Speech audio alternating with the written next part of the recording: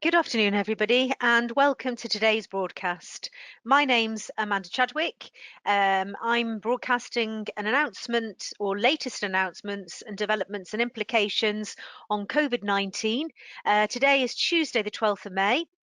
And we're going to have a jam-packed webinar today talking about all sorts of announcements that we've had. I don't know about you, but quite confusing, I think, some of the stuff that's coming through and the way it's been interpreted. So, what we're going to do is we will cover factors to consider before reopening, modifying staff hours, being mindful of harassment, managing staff who refuse to return to work, managing staff on their return, and workplace policy changes. So, I live in North Wales. I'm broadcasting from North Wales at the moment. So we're still in lockdown for 3 weeks.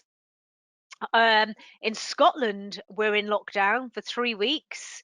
But in England, it's relaxed a bit. So we've got confusing messages because our head office is based in Leicester. And, it's quite confusing, the messages that we're getting. So hopefully I can clear up a little bit about. Just to remind you, write this number down. Through your association membership, you do have access to free advice for further guidance around COVID-19, as well as wider HR, safety, tax, and commercial legal matters. So if you're worried about your lease on your building or cash machine or, rentals or anything like that, if you're worried about a tax investigation because you haven't kept the records for furlough, which you should have done, and you have to keep them 5 years, anything like that, that's what we give you advice on. The telephone number is 0844 561 8133. That's your, and quote your association membership number as well. We'd love to help you. We'd rather that you ring us for some advice than struggle on and wonder what you're doing. Now, just bear with me a second. I seem to have a question. I just want to check what the question is. Um,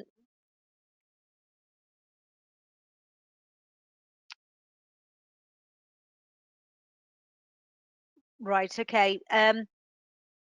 Bear with me a second. What I'm going to do, I've got a question here, okay, and I haven't got time to concentrate because I've got slides to go through. But what I'm going to do is I'm going to come back to that question at the end, which is quite an interesting question. And thank you, Alistair, for putting that on there. Okay, right. Okay, so here we go. Let's carry on with the webinar. Okay, lifting of lockdown restrictions. As the COVID-19 lockdown restrictions are lifted, business recovery will be paramount. And it's absolutely essential. I said weeks ago that people should be thinking past lockdown, thinking past COVID-19, thinking about getting the businesses up and running and what things we have to think about. There'll be lots of stuff that maybe we haven't considered yet. Obviously, there's health and safety, there's the well-being of our staff, there's the people refusing to come to work, people wanting alterations. We're going to have all sorts of stuff. We're going to have lots of questions about furlough, and extending that. We're also going to have lots of people ringing us up because maybe they have perks and benefits within their policies and procedures that they want to change or withdraw. They might want to force holidays. There's lots of simple things, that actually we can help you with changing. So employers face many decisions around assessing business operations, bring employees back to work, and ensuring the workplace is safe. The timelines will vary depending on what industry you are. We know that now, but it is a good idea to begin planning for reopening because this will bring a new set of employment challenges. And so, what we heard on Sunday, let's take Sunday for a second. We heard Boris Johnson talking about lifting a little bit of the lockdown in England and saying if you can get to work, get to work. If you can work from home, that's great. Work from home, and that if you can't work from home, go to work if it's open. And that's what he said. Now, what we have is as I said, people thinking, gosh, that was quick. Or a Sunday, they're telling me to go back to work the following week, and I don't believe that I'm comfortable or with the health and safety measures that have been taken or put in place for me at work. So that's where we've got a catch-22 situation, and we need to get some proper advice out to people there so they can help their staff and hold the hand along the way. Absolutely important at this time that anything you do, you get written. Any letter you send, you get confirmation of. If you're putting health and safety measures in place, you get them to sign to say they've read and understood it. Because I promise you now, I've been in this job ever such a long time, and I promise you that this is a compensation waiting to erupt. Absolutely. So when I talk about employment law, health and safety law, when I talk about pensions or anything like that, I always say that you will rely on the documentation, your policies and procedures for defence. And so when you're talking about COVID-19 and health and safety measures and putting them in place, and you provided masks, if somebody chooses not to wear them, you've got a signature to say that you gave them and said they had to wear them, and also gloves as well, or antibacterial, so they sign to say they've had the instruction and that they will that they should be following that. And it's your defense document. That's what you use as your defense. So if somebody says, oh, they didn't look after me, health and safety measures weren't in place, you can say, well, actually we did everything reasonably practicable. We followed the government guidelines, we put safe working practices in place, we put hand gel, we put gloves, we divided them, etc. So right, so you may be exposed to legal liability if sufficient precautions are not taken. So factors to consider before reopening. So it's definite. An employee may be hesitant to return to work if they have concerns that overall conditions are not sufficiently safe. Um, and your back to work plans may depend on your location and your sector. So obviously in Wales and Scotland, we're sort of 3 weeks behind now really in opening some of our businesses, but we now know garden centres are open. We know that we're looking at the beauty trade and hairdressing later on this year. But what we've got to remember, it all depends if there's another peak. So the idea of opening a hairdresser's or a beauty salon in July is predicted. However, if suddenly we have another surge or peak, then they may stop that opening. So it can change all the time. What we've noticed with furlough, what we've noticed with COVID-19, and the information we're getting is that it's changing actually on a day by day basis. Okay, right. So your back to work plans may depend on your location or sector. Your workplace may struggle to implement any new social distancing measures that are put into place. And parents may find it, as we know, difficult to get back into work. Um, so let's have a look. It's unlikely all staff will be able to return at once. Now, if you've heard me talk before on a webinar or you've heard me talk at a seminar, you'll hear me talk about the way I think that we're quite old fashioned the way we work anyway, 9 to 5. So we need to think outside of the box with this. We have to be innovative. So it could be, for example, that quite often I'm going to work at 5 o'clock in the morning. It might be that we change the shifts and stagger. And what the government website says, and if you've read it, it says that they want you to have they publish practical guidelines to make workplaces as safe as possible and give people confidence to go back to work during this pandemic.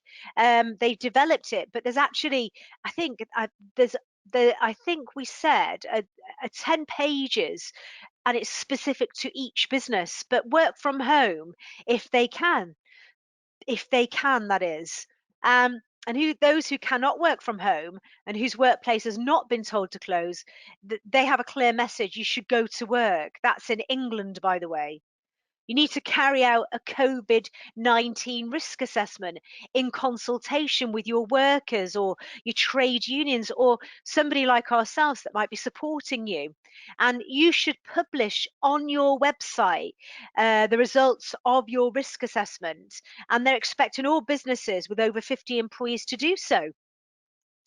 So if you think the announcement was on Sunday, and we're publishing it within a couple of days. Maintain 2 meters social distancing wherever possible.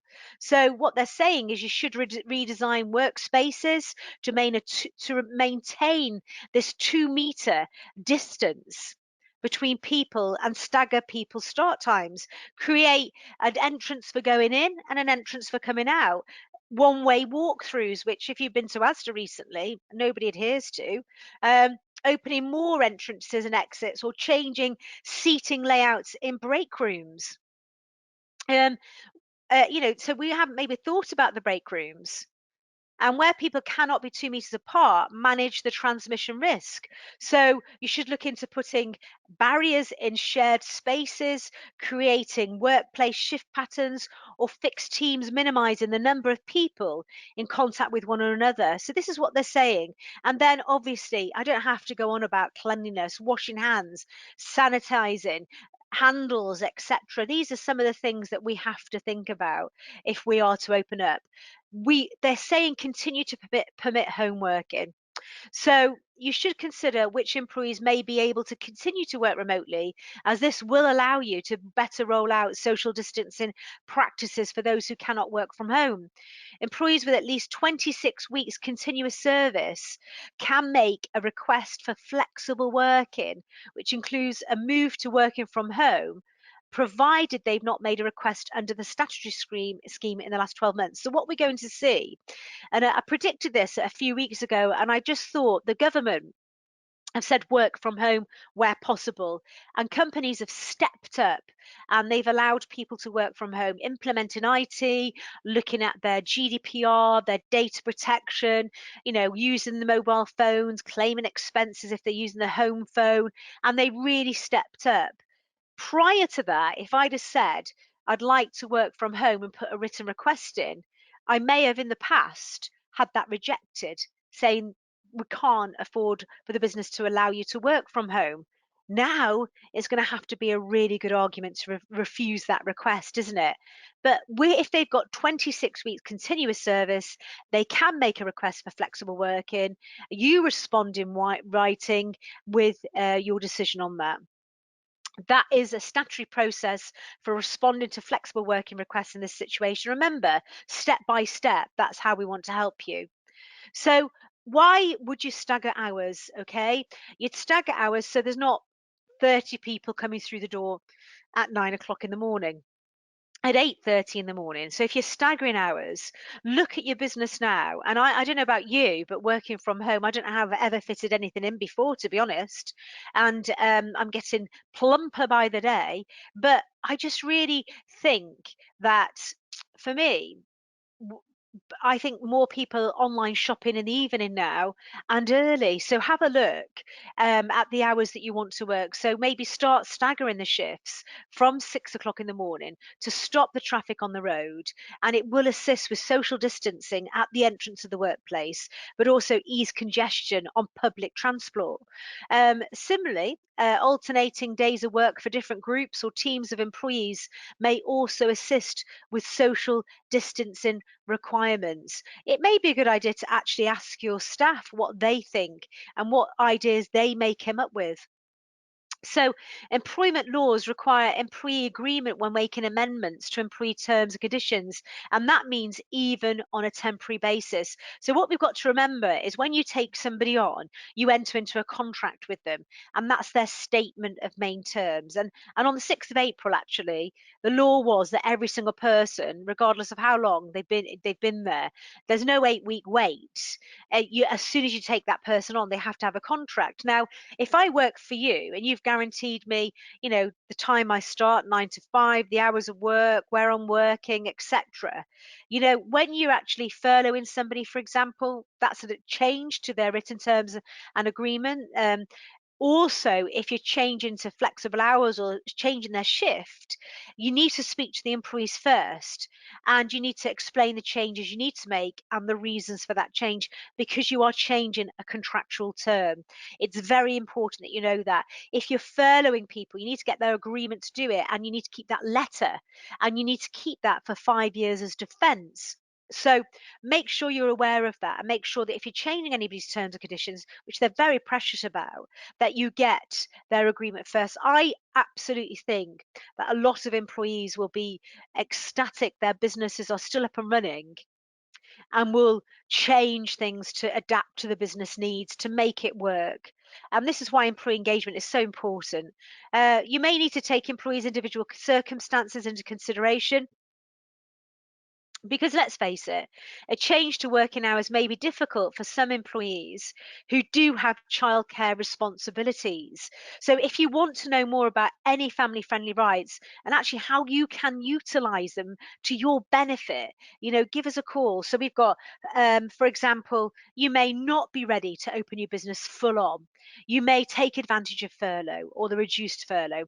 You may at the end of furlough still not be ready, and you may decide that you want to force holidays after furlough. So if you give people double the amount of notice, you may suggest parental leave to some people, and lots of different options out there. For us, things like redundancy, they're a last resort. We'd like to look at other things in between. We'd like to look at shortening hours with a shortage of work procedure. We'd like to look at layoff procedures. We'd like to look at things like family friendly rights, forcing holidays. It really is a last resort redundancy. So if you're concerned at all and want more information about any of those topics, please give us a call.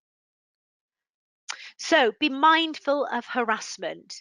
So what you've got to remember is you should remind all employees of your zero tolerance towards harassment by reissuing policies contained in employee handbooks. It may be particularly helpful to advise supervisors and managers of their roles in watching for and stopping and reporting any harassment or other discrimination. Our advice line has been bombarded, and with questions about furlough, questions about I put somebody on layoff, for example, I now want to furlough them. Can I do that even though I've paid them layoff money? Yes, you can actually. I've had people saying that I've been furloughed and I'm in HR, but I would like to keep in contact with staff to make sure they're okay. No, you can't do any work for your company whatsoever unless it's voluntary, and it has to be totally not associated with the job that you do.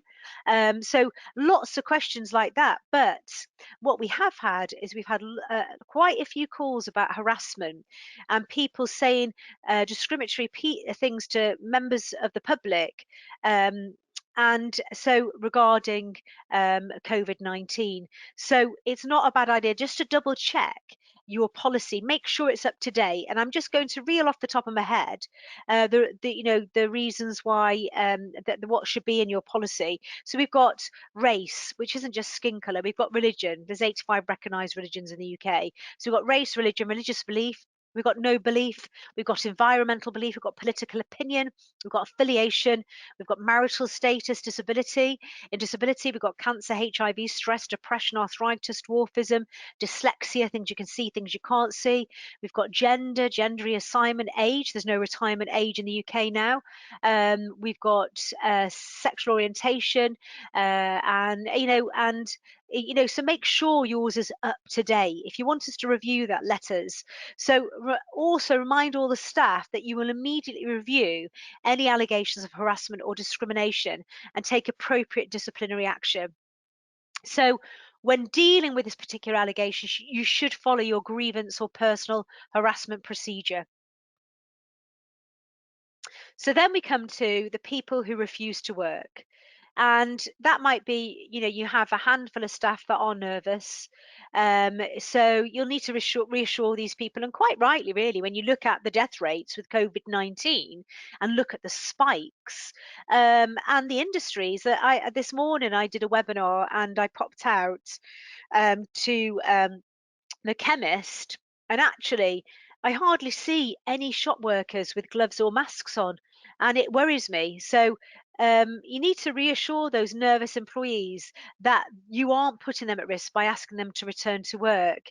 You need to demonstrate your commitment to safety by emphasizing efforts to keep the workplace safe, as outlined earlier.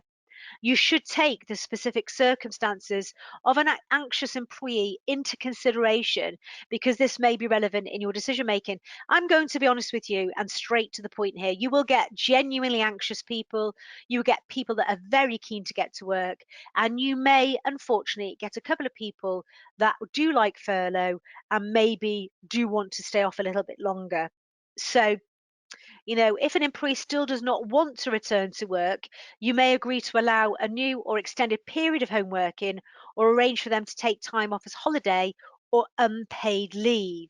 If an employee refuses to attend work without a valid reason, and we've had people say they're shielding, but they're not actually providing a shielding letter, and I want the whole letter with your name on it, not somebody else's or just, a photograph of the paragraph. I want the whole shielding letter. So if an employee refuses to attend to work without a valid reason, you may wish to consider disciplinary action, but proceed carefully. So reorganising the workforce. So redeploying staff may be an option for some businesses. So I was speaking to a lady the other day, and she's been moved to another branch. So the branch that she was working at actually closed down. It's not closed down; it's just shut at the moment. And she's been moved to the. She said, "I can't believe it. I thought I'd be furloughed, but I'd been moved to another branch." And that brings me to certain clauses that actually I think are safeguards within business that you should have. And one is mobility, where you can move people around to different sites. So I want you to write that down and just check to see if you've got a mobility clause. I want you to check to see if you have got a layoff or short time working clause. So it's what we call business respite. So I'll come back to them in a minute. So if your employees are agreeable and can be trained to carry out different duties in more viable parts of a business, this should certainly be considered. So what also you should be looking for within your contracts is a term and condition that says that people have to step into other people's roles at and you have a clause within your contract that allows you to do that more than ever now. It's a really good clause to have, because you might get somebody who goes off sick and you might want somebody else to step in their shoes and pick up where they left off. You may want to move people around the business, so mobility. You may want to temporarily lay people off on statutory guaranteed pay, or you might want to shorten hours because you haven't got enough work. You have to have procedures in place to do this, and the policy in place, and it is a letter writing exercise. Okay, you could potentially make use of the job retention scheme if eligible. I'm sure a lot of people out there are anyway. And you may also consider redundancies, but you will need to follow the usual procedures. What I do think we're going to see a surge of after this, and again, it's something we saw in the Good Work Plan on the 6th of April, was the fact that people were talking about people that are self employed. And I think in times like this, when we don't need our staff, our contractors, we lay them off and say, look, we don't need you anymore, you're self employed. It's then that they take advice from ACAS or the Citizens Advice Bureau, and they say, well, did you work for anybody else? And the person says, no. Do you invoice anybody else for your work? And the person says, no, I didn't. Do you rely solely on that employer for your money? Yes, I do. And it questions the relationship. And I think we're going to have a pot of tribunals of people that say that actually I'm an employee, not self-employed. And from my experience, a person is very happy being self-employed until there isn't any work for them or you lay them off. So if you're concerned about people that you have that you think are self-employed but maybe they're not, then give us a call and we'll give you some clarity on that. So as I said, you may consider redundancies, but you will need to follow that letter writing exercise. And when you give your business case for redundancy, you can't just say COVID-19 or coronavirus. You have to have business reasons and examples of why you've made those redundancies. So managing staff with childcare issues, I think it's such a good idea that we familiarise ourselves with family-friendly rights at this moment.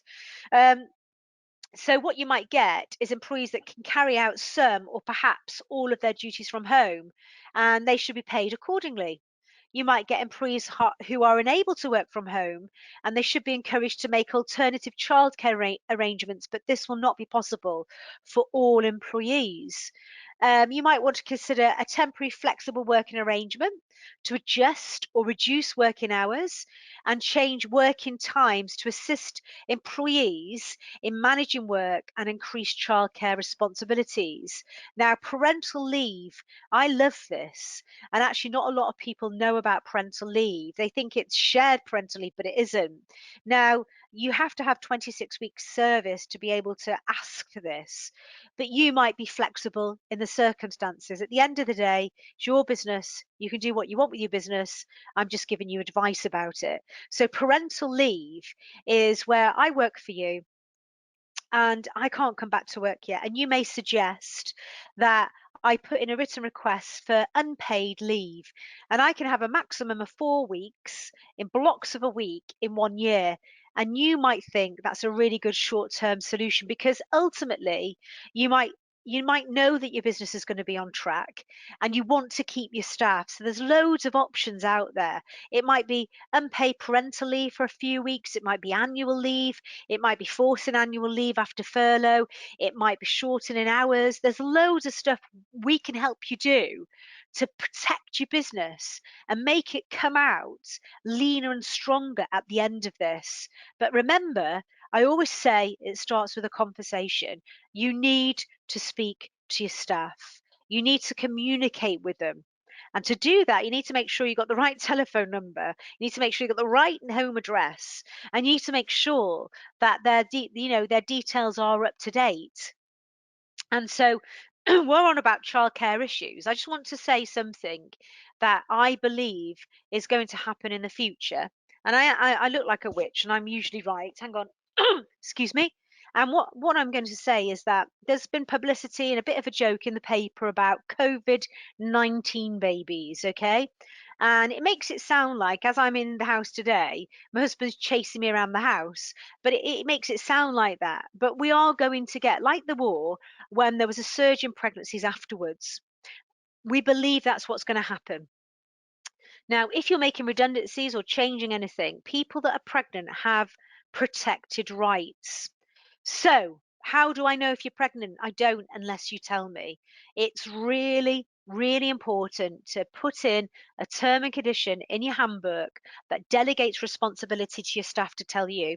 So it says, when a person becomes pregnant, they let us know written at the earliest stage possible so we can implement our health and safety standards and do a risk assessment. That is all it takes, and you've delegated that responsibility to them to tell you.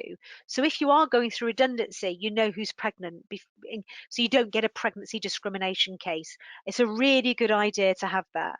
So, that's just another term and condition I thought I'd mention. So, informing staff that they should return to work. So, even in circumstances where the decision to return to the workplace happens quickly, you should aim to give employees reasonable notice of the return. Employees may have childcare or other caring responsibilities, and a return to the workplace may signify a need for them to make other arrangements. You should also be aware that some employees may not be in a position to return to the workplace, and this could include those who are on sick leave, are self isolating, or are shielding. Okay, so those shielders is people that have a medical condition that have to stay at home. Now, be mindful that some staff may also have recently suffered a bereavement. So, we have to be aware of this as well. So, we've got lots to think about at the minute. Well-being, compassionate leave, self-isolating, shielding, sick pay, layoff, shortage of work. There's lots to think about. So have a pre-return to work conversation with them to discuss their return. I actually think doing a return to work interview is a fabulous idea at this point. Have you been ill? And asking that question for your own records. And we have the furlough tool that we've designed to help you, where you can keep track of people that are actually on furlough, the letters, all the information that can be used as evidence again in the future if it needs to be. So a return to work interview where they sign at the bottom. And isn't it funny, prior to COVID-19, I would recommend that you had a term and condition in your handbook that says if you have a medical condition, if you're taking tablets, if you're disabled, or you're pregnant, or you're having counselling, you have to let us know written at the earliest stage possible, and you again delegate a responsibility to your employees to tell you of any medical conditions.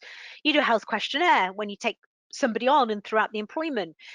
And then in your handbook and your health and safety handbook, you say to them, it's up to them to tell you if they've got a medical condition. And actually, it's amazing when COVID-19 hit, how many people said, because they were thinking, I want to shield, I want to be furloughed, how many people popped up and said, I've got a medical condition, So we need to have that. You need to put it in place now, that term and condition, because I think if you're going to start bringing people back into work, and some people might be reluctant to come back into work, they might say they've got a medical condition. We need to know now if they have, and a term and condition in the handbook to say, you tell me. Um, Identify whether there will be any concerns over the return, so childcare that needs arranging. So if I had a company of 10 people, what I would do is I would keep in contact with them all, and then ask everybody what's their childcare arrangements like. I'd have a pre-work conversation with them to ask them, are they able to come back to work, when they would be able to, because we are going to open up shortly, and ask them how they'll be traveling to work. Is there any shifts that suit?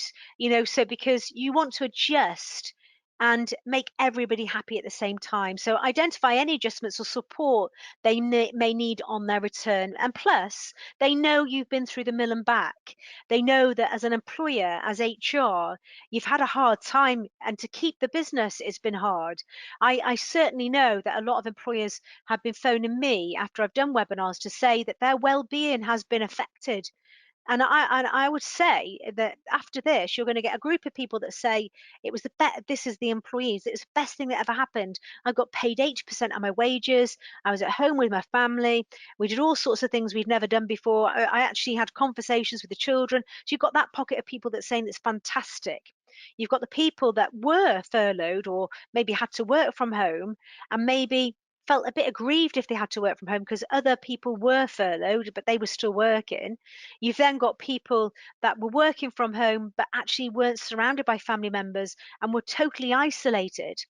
And then you've got the directors of the company and the trustees and the people in HR that were absolutely bombarded and worried as well about work. So we know that we've had health and well-being issues. So a reboarding process, this is what they're calling it. It's a new phrase, reboarding process, may be appropriate, especially where employees have been out of the workplace for a long time. Managers should hold one-to-one meetings with employees with a focus, obviously with a mask on, 2 meters apart, but managers should hold one-to-one meetings with employees with a focus on their health and well-being.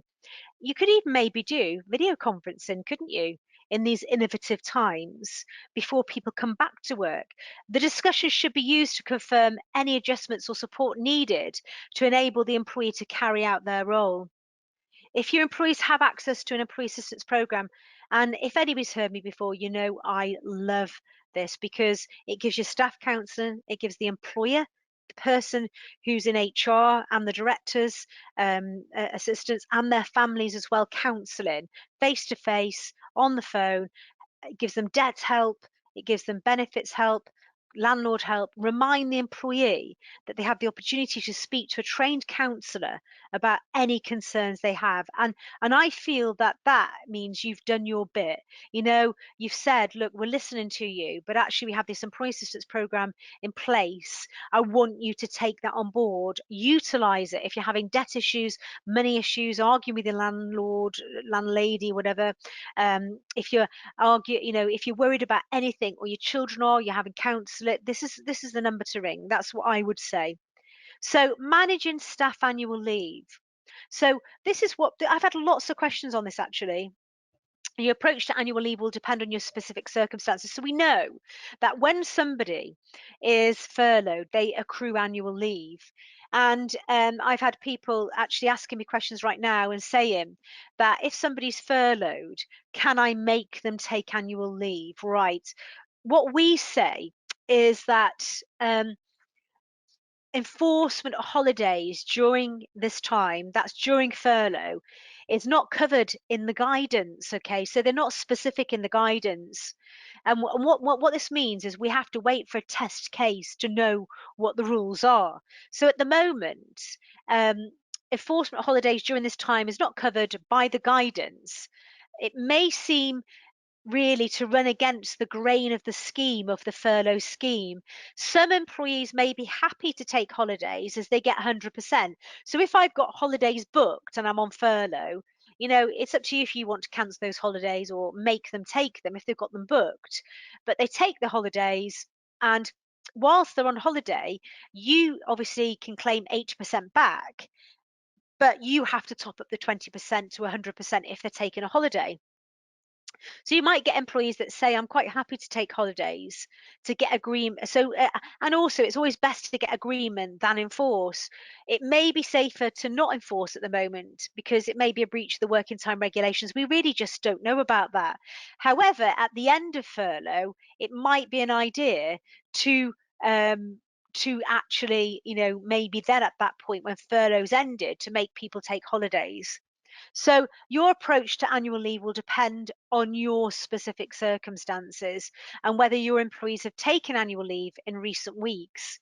The Working Time Regulations 1998 it was recently amended to allow carryover, and it had to be amended because it's a health and safety legislation and it's an employment law legislation, half and half. And if you breach it, you're in trouble with health and safety and employment law. So they had to amend that to allow people to carry over of the 4 weeks of annual leave that were previously exclusive. So if you remember, before COVID-19, I could not carry anything over from my holidays from the 4 weeks that I have to take. So if I'm full time, I get 5.6 weeks holiday. In the past, before COVID-19, I was able, with a written agreement, to carry over 1.6 over to the next year. When COVID-19 hit, and by the way, you weren't allowed to carry anything over the 4 weeks. It was a breach of the working time regulations and you couldn't do it. The law had to be changed. The legislation had to be amended, and it was amended to allow the carryover of the 4 weeks over annual leave that were previously exclusive to the year in which they were accrued. So I hope you followed me there. So now people can carry over. Now, do I think that's going to affect you if you're on furlough? I I think that a lot of people will enforce holidays when furlough ends and make people take days here and there, but you have to give your staff double the amount of notice. Um, I think it's going to hit the people that have worked through furlough that haven't had chance to take the holidays, like the delivery drivers, if they're on a full contract, like shop workers, like NHS, like care home people. I think that, and the cleaners, etc. I think they'll be building up their holidays and won't be able to take them. So this means that where it was not reasonably practicable for an annual leave to be taken in this leave year because of COVID-19, a force majeure, it can be carried over into the next 2 leave years. So that's just an important note to make. So again, it's things like that where we might want to change our holiday policy. We might want to change the things we've got in our handbag, and I think it's time that we did look at that. So ongoing change to workplace policies. So a thorough analysis of existing policies should be undertaken to include adjustments made for recent legislation. So this is just some of them, okay, that actually you need to look at and maybe adjust for yourself. I don't mind you take a picture of the screen.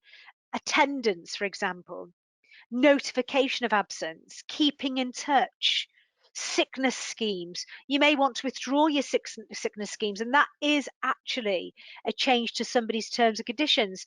You'll need help with that. Holidays, paid time off, remote working, lone working, home working, working hours, including start times, stop times, breaks, lunch times, flexible hours and staggered work hours, timekeeping including clock in and out procedures, leave policies including sick leave, travel policies including business and personal travel, and information technology and uses. That's just some of them. This is that I think needs rejigging and looking at to allow for this unusual way of working. I actually have got quite a good gut feeling about this because I think it's going to make us get used. After this, we're invincible. We can get through anything. This is really, it's made us have contingency plans. It's made us look at the way we work and our plan Bs.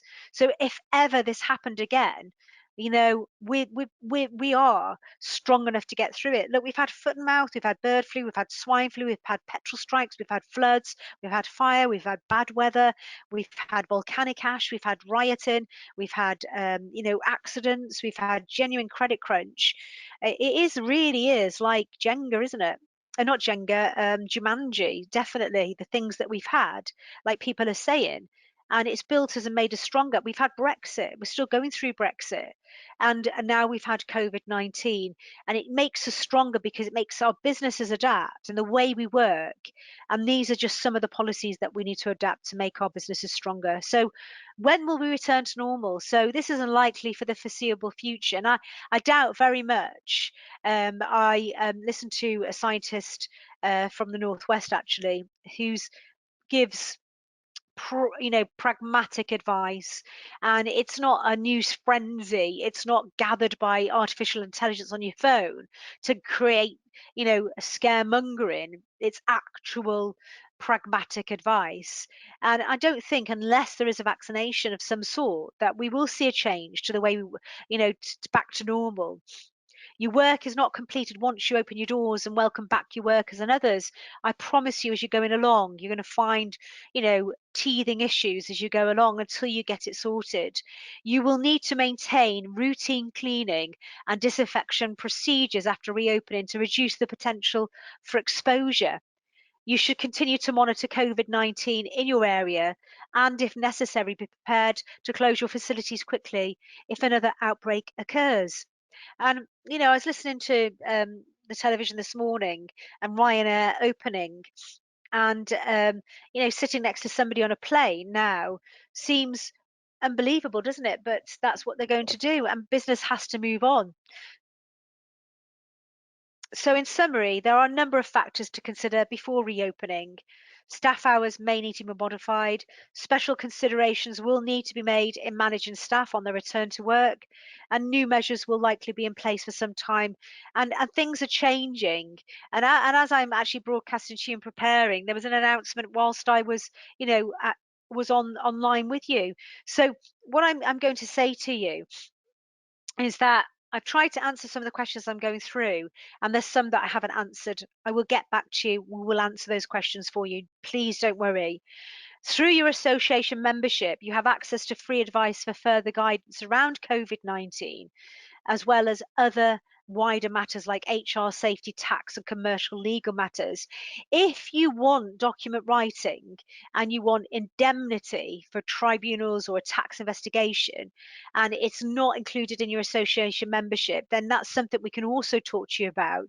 So, the telephone number to ring for anything I've touched on today and you want any further information is 0844 561 8133. And if I was you, I would store that in my phone under employment law help if you can't remember the name, of Krona. So I really hope I've helped you today. I hope that I've answered some of those questions. I hope I've given you food for thought to make your workplaces, much more safe for people to come in. And, we're looking at, um, as I said, it is confusing, but what has come out of the announcements is that PPE in the workplace is the employer's responsibility. Thank you very much for listening to me. My name's Amanda Chadwick, and I hope to speak to you again soon. Thank you.